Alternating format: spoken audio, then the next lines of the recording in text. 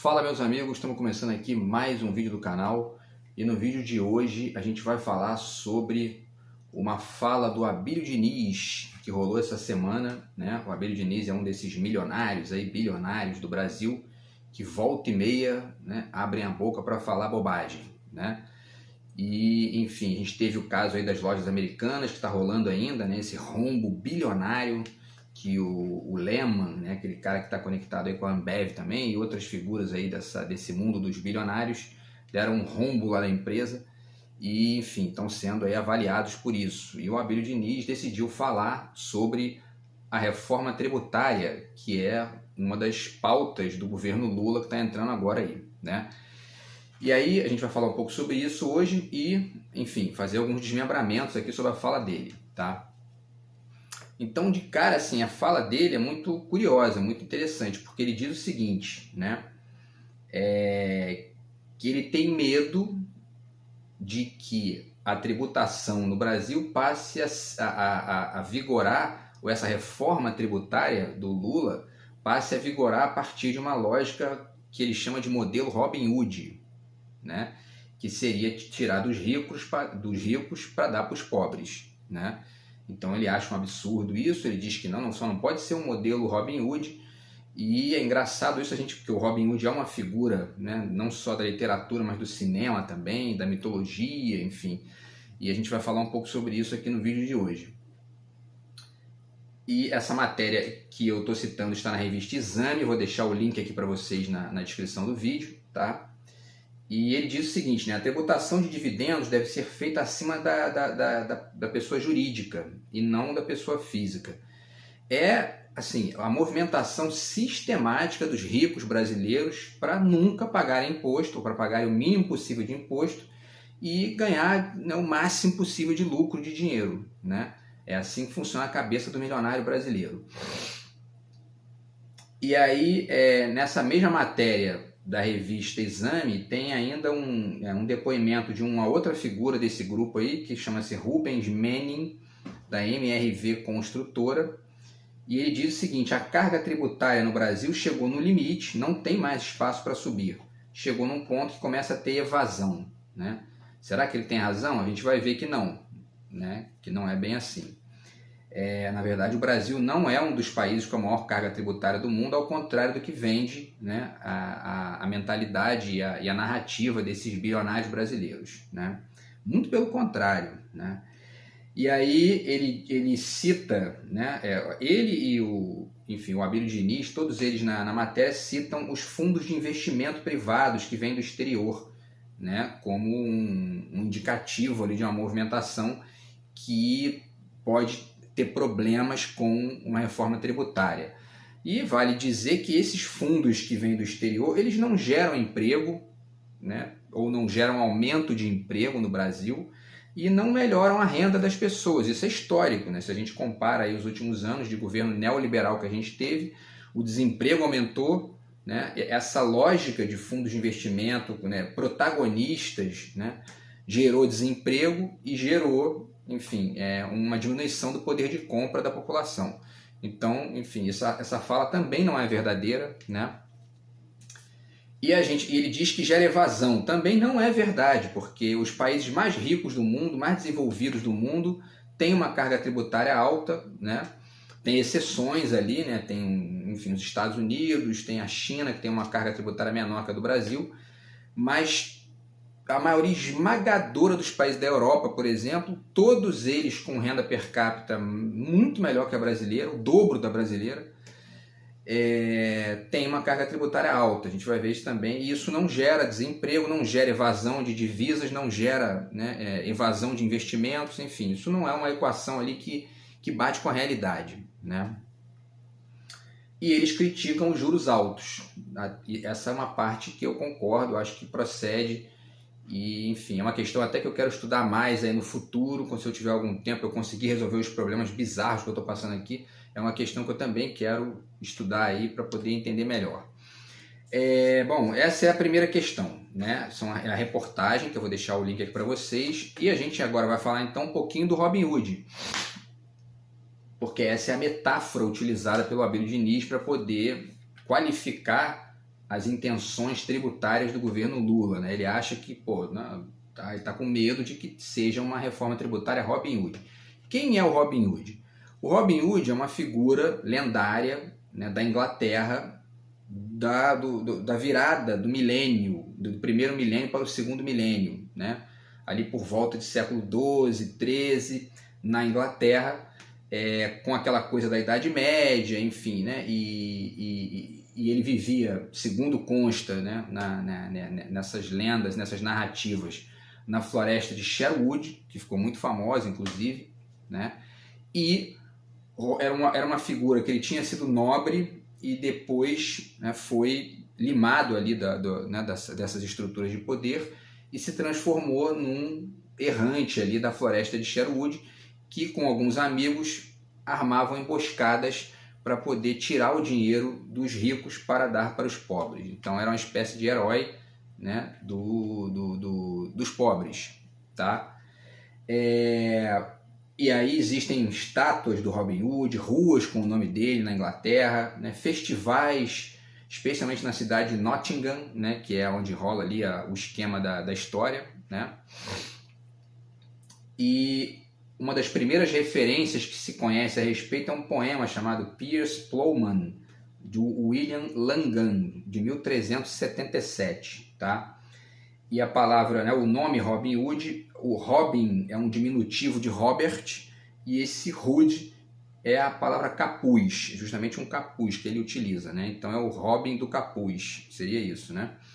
E esse tipo de figura era muito comum naquele momento da Idade Média. Então, enfim, na verdade, eu também vou deixar um link para vocês aqui com com um pesquisador que fez uma pesquisa, né, longa sobre o Robin Hood, e ele fala que existiam vários Robin Hoods, né, naquela época, tá? Então, enfim, essa é uma figura lendária aí que ganhou o mundo, né? Ganhou o mundo aí, e até hoje a gente fala dele. E existem várias versões, tanto na literatura quanto no cinema. Eu tenho essa versão aqui, tá? Que é uma versão do Joel Rufino dos Santos, Robin Hood, o salteador virtuoso, né? É uma expressão até interessante, o salteador virtuoso, né? Ele rouba dos ricos para dar para os pobres.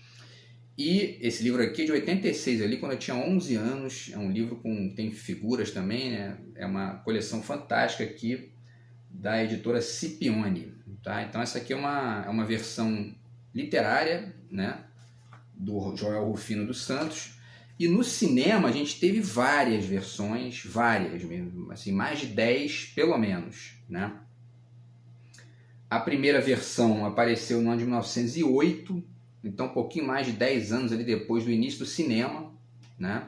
E o filme se chamava Robin Hood and His Merry Men, a direção do Percy Stowe. E aí várias outras versões e tal, eu vou falar só algumas aqui que são, né, que tem aspectos mais relevantes. Uma versão de 1922 do Douglas Fairbanks, né? E esse foi o primeiro filme com pré-estreia da história do cinema, quer dizer, aquela coisa de ter pré-estreia, tapete vermelho e tal. Foi o primeiro filme da história do cinema com pré-estreia, esse filme do Robin Hood. Tivemos uma versão em 1938 do Michael Curtiz, que é o mesmo diretor do Casablanca, que é um filme muito famoso, e a Olivia de Havilland participa desse filme também, tá? A Disney fez duas versões, pelo menos, aí do Robin Hood, uma animada e a outra com seres humanos ali, né? Uma outra versão chama-se Ivanhoé, o Vingador do Rei, de 1952. Nela o Robin Hood aparece como personagem secundário, né? E a Elizabeth Taylor faz esse filme também. Tá? Vários outros aqui, eu não vou citar todos. Enfim, tem um que chama-se, uma paródia também muito interessante, né? Que chama-se Robin Hood de Chicago. Olha só que curioso isso aqui, né? Essa aqui é muito interessante de falar dela, porque é um filme de 64, né? Com o Frank Sinatra, que faz o papel do Hobo, que seria o Robin Hood, né, de Chicago, e com o Bing Crosby, né? Então era um musical. E aí ele parodiava a lei seca nos Estados Unidos e tal, porque a lei seca impedia uma série de coisas e o Hobo, ele fazia aquele papel de, enfim, de revolucionário, de rebelde, né? O curioso, parêntese interessante aqui, é que se a gente pega essa figura do Robin Hood, que é um cara que vivia na floresta, né, com os seus colegas, armando esquemas para tirar dinheiro dos ricos para dar para os pobres, isso se parece muito com a Revolução Cubana, né? Deixo aqui para vocês, mais uma vez, a dica do livro do T.J. English, Noturno de Havana, tá? A Revolução Cubana foi exatamente isso, né? O Fidel, o Che Guevara, aquelas outras figuras se esconderam na floresta lá da Sierra Maestra, né? E armaram a emboscada que retirou o Fulgêncio Batista do poder, né? Então é um Robin Hood aí bem sucedido, digamos, né? Enfim, e aí tem essa paródia, né? Agora, por que é curioso isso aqui? Porque essa paródia, né? O Frank Sinatra era uma das figuras que ia para Cuba aproveitar a ditadura de direita do Fulgêncio Batista, né, para poder, enfim, né, explorar ali as pessoas da ilha. Então, quer dizer, e aí ele faz o papel de um revolucionário da lei seca num filme que parodia o Robin Hood, que se parece muito com a Revolução Cubana. Quer dizer, é muito curioso isso, né? É uma situação engraçada, né? E outros filmes, enfim, né, vão aparecendo. Tem um de 1976 com o Sean Connery e a Audrey Hepburn, e um de 1991 com o Kevin Costner e o Morgan Freeman, chama-se Robin Hood, o Príncipe dos Ladrões, tá? Estou falando aqui apenas dos mais importantes, né? E um filme, para finalizar, um filme de 2010, que é o último grande filme aí, né? O penúltimo, na verdade, que concorreu a Cannes, inclusive, com o Russell Crowe, a Cate Blanchett e o Max von Sydow, que é aquele ator sueco muito famoso pelos filmes do Bergman, né? E o diretor era o Ridley Scott, tá? E a última filmagem do Robin Hood aconteceu em 2018, né? É um filme chamado Robin Hood: A Origem, que fala sobre o Robin Hood jovem e tal, né? Então, quer dizer, é uma história muito, enfim, produzida e reproduzida, parodiada, deslocada, enfim, é uma figura ali que está o tempo todo no imaginário popular, né? Na Inglaterra e no mundo inteiro, né?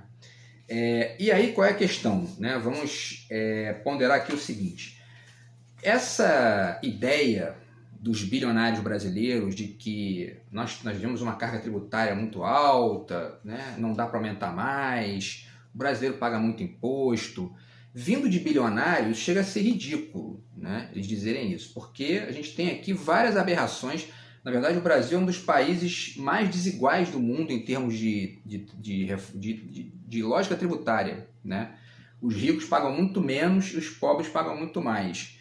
Só para vocês terem uma ideia, olha só o que não paga imposto no Brasil: jato não paga imposto, helicóptero não paga imposto, iate não paga imposto e lancha não paga imposto. Mas a moto do sujeito que trabalha com Uber Eats, né, e vai entregar comida, ele tem que pagar o imposto para comprar a moto dele. O cidadão que compra um carro popular, hoje nem existe mais carro popular, né? Está tudo inflacionado, mas um carro mais barato ali, mesmo um carro usado, né, ele vai ter que pagar o IPVA, vai ter que pagar imposto e tudo mais. Então, quer dizer, o cara que tem o iate não paga imposto, que tem jatinho não paga, né? E o Abílio Diniz ainda manda uma dessa, quer dizer, né? Para além disso, nós temos também a questão da própria carga tributária em si, né? Dados que eu pesquisei na internet, os últimos oficiais aí que eu achei, 2019, né? E não variou tanto para cá. A gente tem o Brasil com uma carga tributária de 33,1%, tá? E vai, assim, só na lista que eu pesquisei, tem mais de 30 países com uma carga tributária maior que a do Brasil. Desses 30, a maioria está na Europa. E todos esses países têm renda per capita mais alta que a do Brasil, a maioria com o dobro de renda per capita, e serviços públicos de qualidade e, enfim, bem estruturados, funcionam bem, dão um retorno para a população.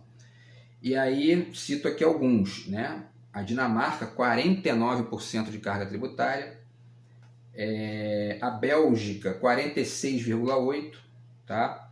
A França, 44,6%, a Finlândia, 43,6%, certo? A Áustria, 43,4%, né? A Noruega tem 43,6% também. A Suécia, 42,6%, né? E por aí vai. Quer dizer, os 10 primeiros têm uma carga tributária maior do que 40%, alguns chegam perto de 50%, né? Então, quer dizer, esse papo de que o Brasil paga muito imposto é conversa fiada de milionário, né? Isso não se sustenta, tá? Enfim, e o que mais aqui que a gente pode falar? Sim, e aí saiu uma matéria também, que eu vou deixar o link para vocês aqui, duas matérias, na verdade, falando sobre um movimento que existe aí entre alguns milionários da própria Inglaterra, né? De onde saiu o Robin Hood, pedindo para serem taxados. Milionários pedindo para serem taxados, né? E aí esse movimento ganhou adesão, ganhou adesões, né, de pessoas do mundo inteiro, ricos do mundo inteiro, inclusive dos Estados Unidos, como por exemplo a Abigail Disney, que é a herdeira do complexo Disney lá, né, do Walt Disney, e o ator Mark Ruffalo, né, que fez o Spotlight, esse filme muito conhecido aí que ganhou o Oscar. Então, enfim, e aí eles fizeram, o nome do movimento é Milionários Patriotas, Oxfam, né? E eles fizeram uma carta aberta que diz o seguinte, ó, enquanto milionários, sabemos que o sistema atual de impostos não é justo. E eles falaram isso no Fórum Econômico Mundial, tá? E aí a matéria cita aqui mais um trecho, né, dessa fala dele. Ele diz o seguinte, o braço britânico, né, não, ele diz o seguinte, né, a matéria, né, ela diz assim, o braço britânico da Milionários Patriotas disse que uma análise da Fight Inequality Alliance, da Oxfam e do Institute for Policy Studies revelou que um imposto anual de 2% sobre pessoas com mais de 5 milhões de dólares, ou seja, 27 milhões de reais, 3% para pessoas com mais de 50 milhões de dólares, ou seja, 273 milhões de reais, e 5% para bilionários, quem ganha mais de 1 bilhão de dólares, geraria 2,5 trilhões de dólares por ano de arrecadação. Isso dá 14 trilhões de reais por ano. Isso resolveria todos os problemas de pobreza, de serviços públicos, etc., do mundo inteiro. Simplesmente se taxar os bilionários e os milionários, né? E taxação de 2%, 3% e 5%. E aí eles citam que isso resolveria o problema de financiar serviços sociais, aumentar salário de enfermeiros, ampliar crédito, diminuir pobreza, produzir vacinas, etc., né? E a Gemma McGold, empresária fundadora do grupo, diz, é hora de taxar os ricos. É o que ela diz. E aí teve várias repercussões, né? Voltando à fala do Abílio Diniz, né? Porque, só para constar, né? Essa lista já tem mais de 150 bilionários do mundo, né? Milionários e bilionários, e não tem nenhum brasileiro na lista, né? Para se ver como é que é a cabeça da elite econômica no Brasil, né?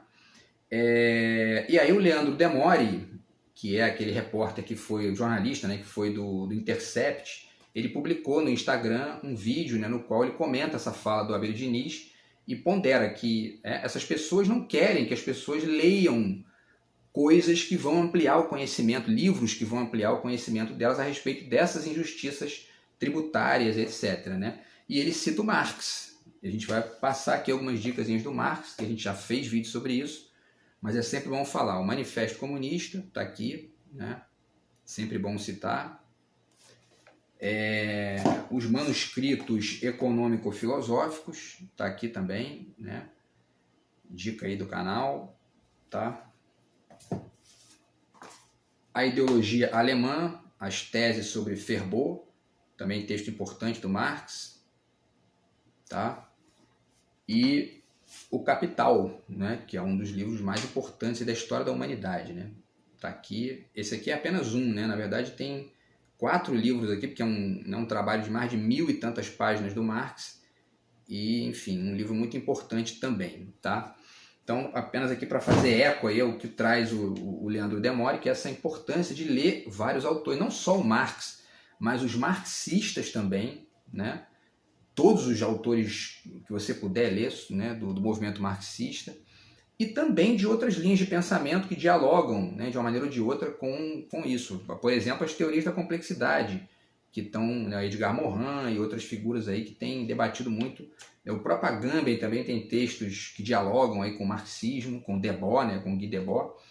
Enfim, então tem o Zizek também, né, tem várias obras nesse sentido, inclusive algumas explicando textos do Marx, quer dizer, então, né, entrar em contato com esse debate, né, com essas ideias, para que as pessoas cada vez mais conheçam enfim, né, os meandros dessa lógica aí que vai, né, desembocar nessa estrutura injusta. Na verdade, foi assim que a Europa foi resolvendo seus problemas e minimizando, na verdade, né, porque todo mundo tem problemas, todo país tem os seus problemas, mas esse tipo de problema eles parecem já ter resolvido, né?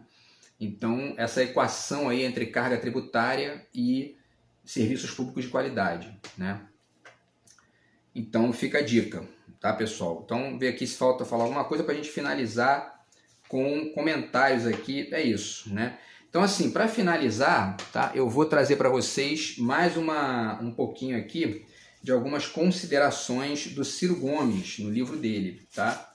Que está aqui, que é o Projeto Nacional, O Dever da Esperança.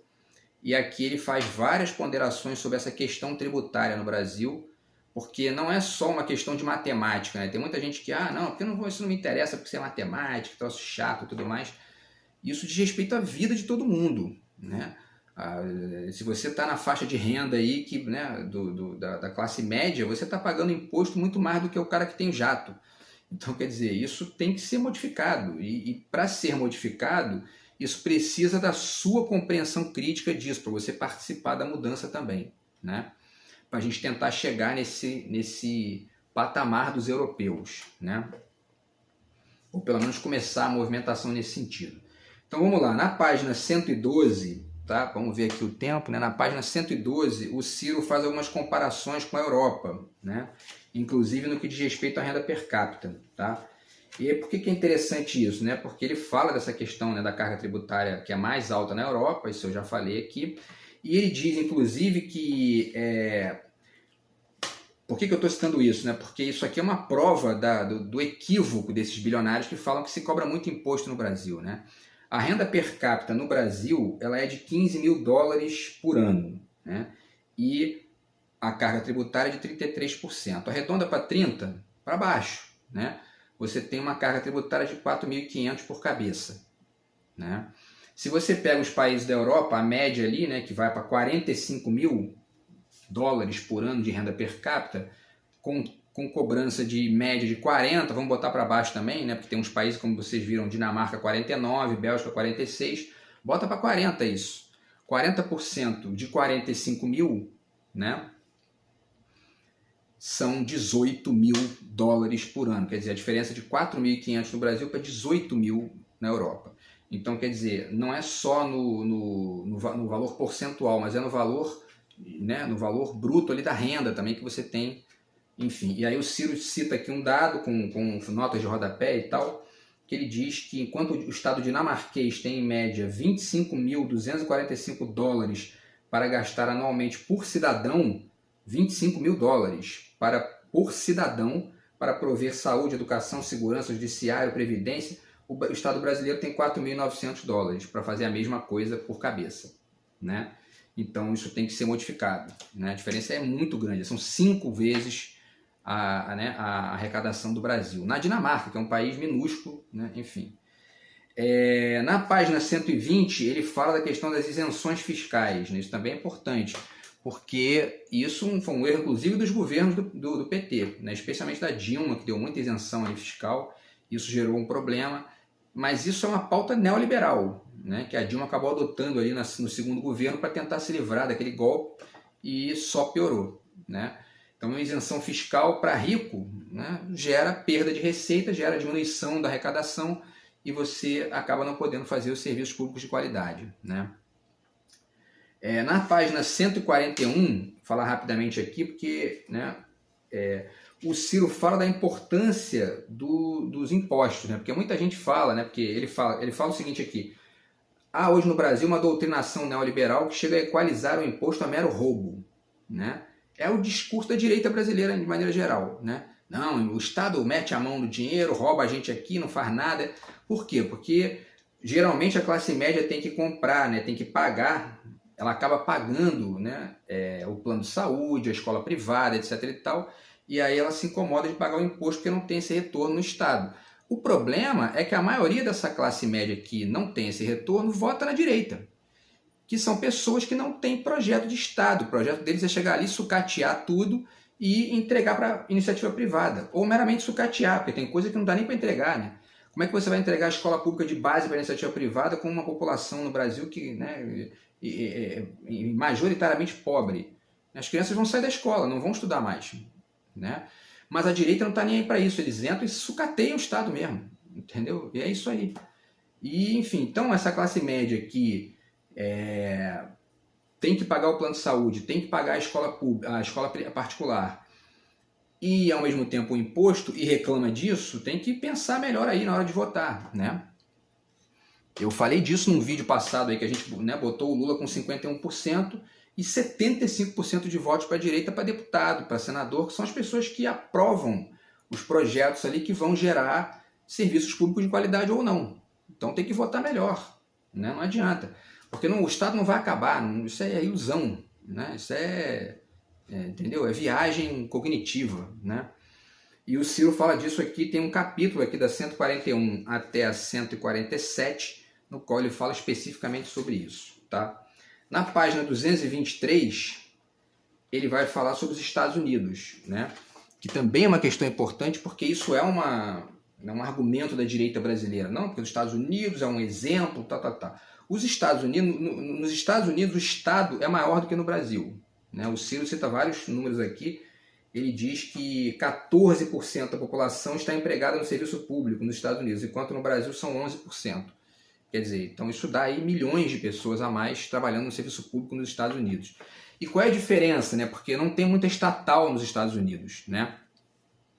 Então fica parecendo que não, que eles têm, né, tudo é mercado, tal. Não, nada disso. Eles têm uma carga tributária altíssima, eles cobram imposto sobre lucros e dividendos de 39%, imposto sobre herança, que não tem no Brasil, e ao mesmo tempo eles têm um mecanismo que são as compras governamentais, né? O Estado funciona comprando muito dos produtores, né?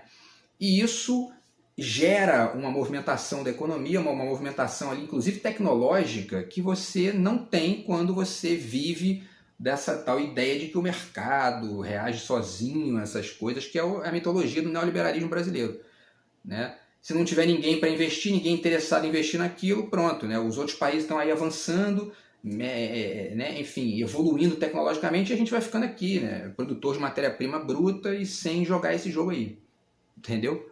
Então, quer dizer, é preciso pensar isso, e ele pondera essas questões de maneira muito importante aqui na página 223, tá?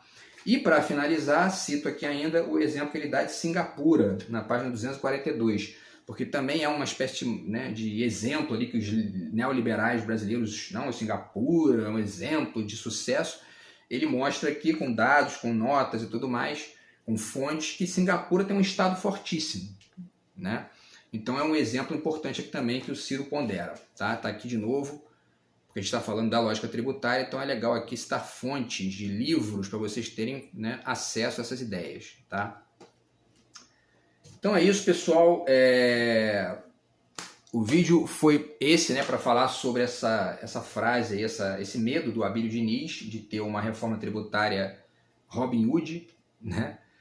E, na verdade, torcendo para que isso realmente aconteça, para que a gente tenha, de fato, uma reforma tributária Robin Hood e os ricos passem a pagar mais e os pobres a pagarem menos. O Lula já se manifestou a esse respeito, prometeu lutar por uma reforma tributária que desonere a renda de até R$5 mil, que foi uma promessa do Bolsonaro em 2018 que ele não cumpriu, né? É lógico que não cumpriu, não vai cumprir, não ia cumprir porque ele não tem nem projeto. Mas o Lula tem e vai lutar por isso. Ele diz que não é fácil, porque o Congresso é um Congresso de direita, mas a gente torce aí que essa luta gere resultados positivos para o Brasil. Beleza, pessoal? Então é isso. A gente volta no vídeo de amanhã. Grande abraço, até lá e fui!